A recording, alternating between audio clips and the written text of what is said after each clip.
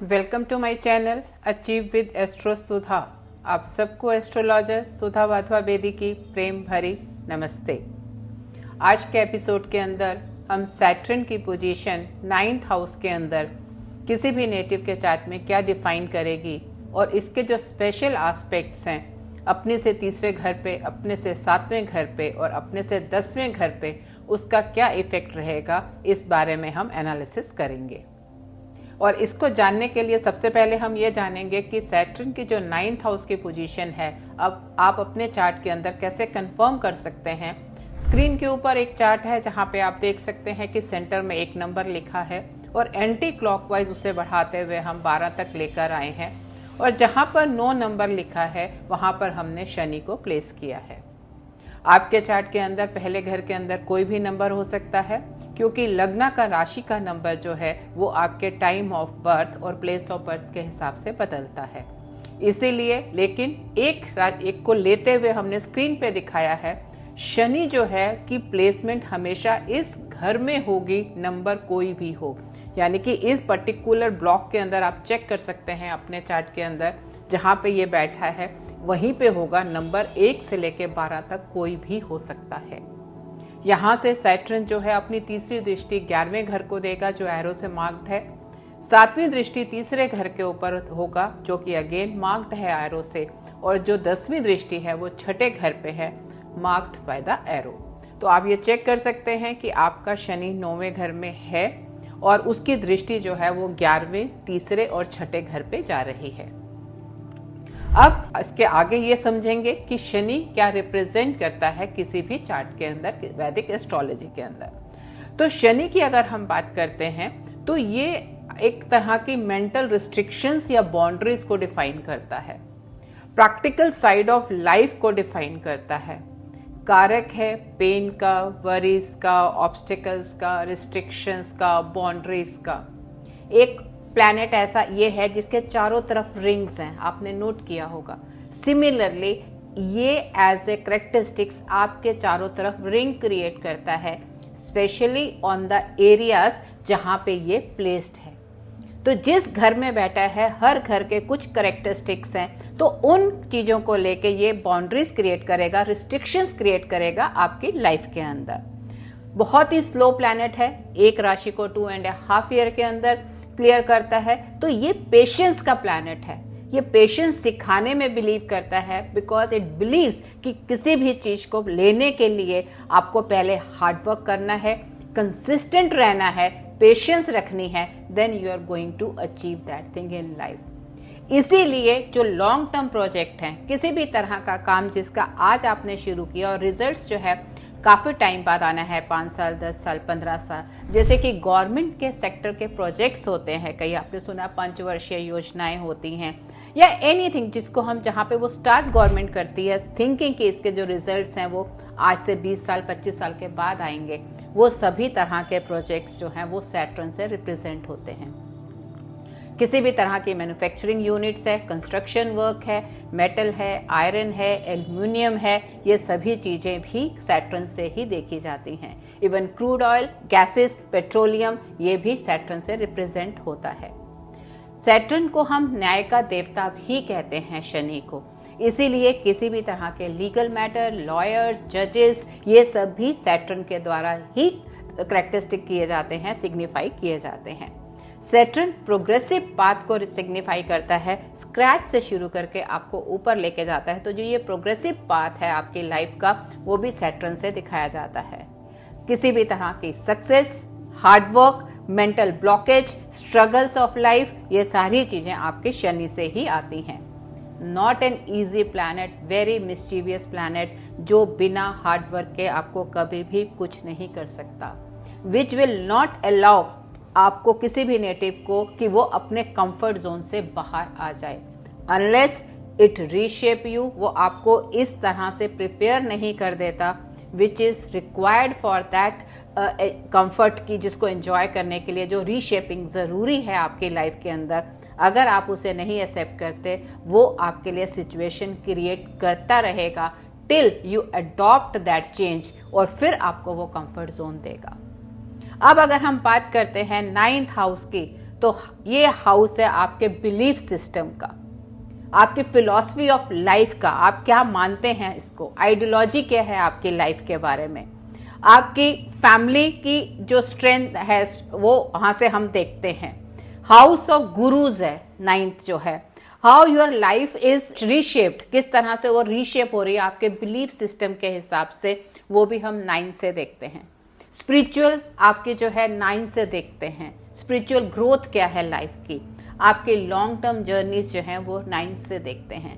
इन north India के अंदर even father का जो है घर वो भी 9th हाउस माना जाता है। आपका भाग्य स्थान जो है वो भी 9वां घर ही है, और अगर आप किसी भी तरह के तीर्थ स्थानों के अंदर यात्रा करते हैं या वहां पे जाना चाहते हैं, उसको भी हम जो है 9th हाउस से ही डिफाइन करते हैं। तो जब सैटर्न आपके 9th हाउस के अंदर आके बैठता है, उस केस के अंदर सैटर्न आपको से नेटिव्स को बहुत फर्म कन्विक्शन देता है किसी भी चीज के बारे में। मतलब they are very very practical and hardcore persons. If they believe into something, they truly believe into that thing and work according to that only. ना डिप्लोमेट हैं, ना क्लेवर हैं, they are very straight forward persons, and what ever they have that believe कि ऐसा ये चीज ही ठीक है, then they move towards that area of में काम करने के लिए तरीका है, they will move towards that. 9वें घर के अंदर जब सैटर्न बैठता है तो इट इज सीन कि either of the two, your partner, married part spouse और योर कैरियर, ये दोनों में से एक चीज जो है कंफर्म आपकी कार्मिक रिलेशन होगा।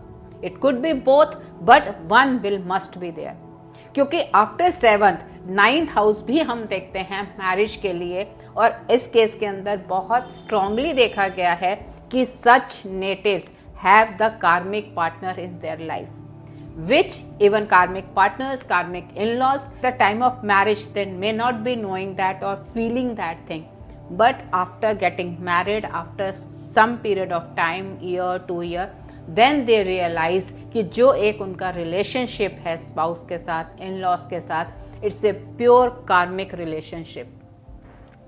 कई बारी if it is A dignified Saturn, अगर वो अपने एग्जॉल्टेड है या अपने घर का शनि है, इट इज सीन यहाँ पे बैठ के वो बहुत अर्ली सेटलमेंट देता है नेटिव्स की, लाइक बिफोर 30, 27, 28 ऐसे में they get settled. But if it is a non dignified Saturn, then it gives a very late settlement of life. क्योंकि जब शनि आपके त्रिकोणा हाउसेस में बैठता है, 9th इज ए त्रिकोणा हाउस, यानी कि 1, 5, 9 and specially in the 5 and on the 9th उसके अंदर, तो वहां पे बैठ के ये मतलब आपके बिलीफ सिस्टम को इतना स्ट्रॉन्ग कन्विक्टेड कर देता है, इतने आपके काम करने के लिए आपकी इतनी एनर्जीज होती हैं कि वो आपको, if it is a dignified, it uplifts you, आपको इतनी स्ट्रॉन्ग बेस एंड फाउंडेशंस देता है लाइफ के लिए, स्पेशली फॉर द कैरियर। एक इतना फाउंडेशन अच्छा हो जाता है आपका कि यू आर की तरफ इंक्लाइंड होते हैं, इतना मेहनत करते हैं, you put in the extra hours to work. वो एक आपको वो एनर्जी चाहिए होती है यहाँ पे बैठने से, and Saturn gives you that energy to put in extra work hour कि आपको वो अचीव करनी है चीजें। लेकिन अगर ये नॉन डिग्निफाइड सैटर्न है, then you don't get that kind of a foundation or a base। आप you just keep struggling in your life, लेकिन वो चीजें आपको नहीं मिलती हैं, क्योंकि शनि का जो तीसरी दृष्टि है वो आपके 11वें घर पे है। आपका 11वां घर है हाउस ऑफ इनकमिंग गेन्स का, आपके कॉर्पोरेट फ्रेंड्स का। तो जो वो Shani being dignified and in a त्रिकोणा गेट एक्स्ट्रा पावर, उसको वो वहां से अचीव करने की बहुत ज्यादा स्ट्रेंथ होती है, या एक इंक्लिनेशन होती है, प्रैक्टिकल अप्रोच होती है, because they are very hardcore people. उन्होंने पैदा होते से ही उस चीज को प्रैक्टिकली बहुत एक्सपीरियंस किया है, because they know there is nothing dreamy thing in this life, they know actual practical life क्या होती है, सर्कमस्टांसेस लाइफ के उनके इस तरह के होते हैं कि from the childhood they understand कि कैसे प्रैक्टिकली किसी भी चीज को अप्रोच करना है और लेना है।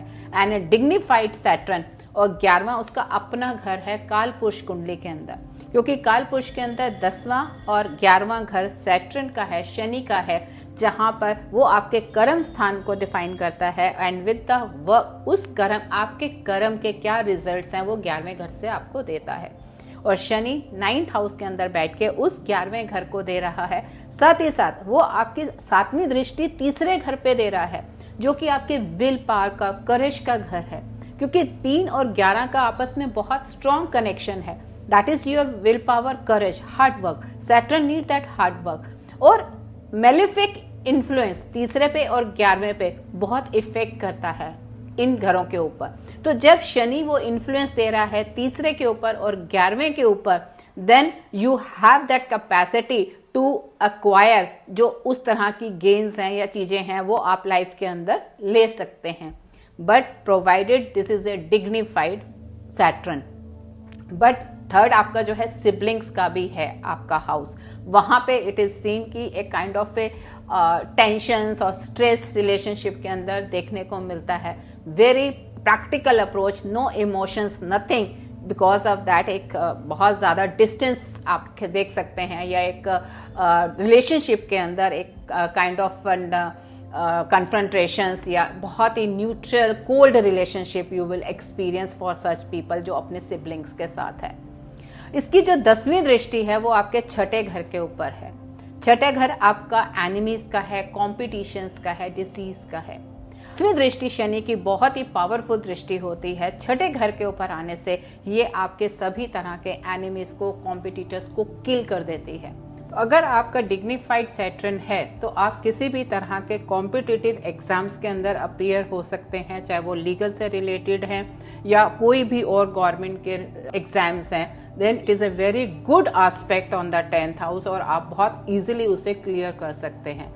लेकिन साथ ही साथ अगर आपके जो 10th एस्पेक्ट में जहाँ पे आपको बहुत ही आपको एनिमीज को किल कर रहा है, वो आपके 11वें घर के अंदर दृष्टि होने की वजह से जो कॉर्पोरेट सेक्टर के आपके फ्रेंड्स हैं, आपका नेम फेम जो है वो आपको बहुत ज्यादा जेलसी दे रहा है। But if you don't have a dignified Saturn in your chart, उस केस के अंदर such people are not interested in the competitive exams and all, क्योंकि they believe in to the practicability. उनको ये मालूम है लाइफ के अंदर प्रैक्टिकल अप्रोच क्या है। द प्रैक्टिकल अप्रोच इज कि आप एग्जाम्स को छोड़ दें, क्योंकि they know they are not that competitive to take that exams, और वो उस केस के अंदर they would like to do some business और अपने आप को सेल्फ एम्प्लॉय करने में ही बिलीव करते हैं। सो आज की जो हमारा एपिसोड है वो हैव अंडरस्टूड कि शनि की जो 9th हाउस की पोजीशन है वो आपको एक तरफ कार्मिक पार्टनर देती है, साथ ही साथ कार्मिक कैरियर के लिए भी बहुत ज्यादा एक प्रोन आपकी सिचुएशन है, और वो डिग्निफाइड या नॉन डिग्निफाइड के ऊपर बहुत ज्यादा इफेक्ट आता है इस शनि की पोजीशन का।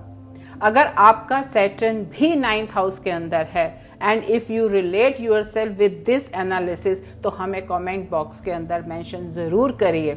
साथ ही साथ अगर आपको ये चैनल पसंद आया हो तो प्लीज इसे सब्सक्राइब करें, लाइक करें एंड शेयर करें। आपका दिन शुभ हो। धन्यवाद।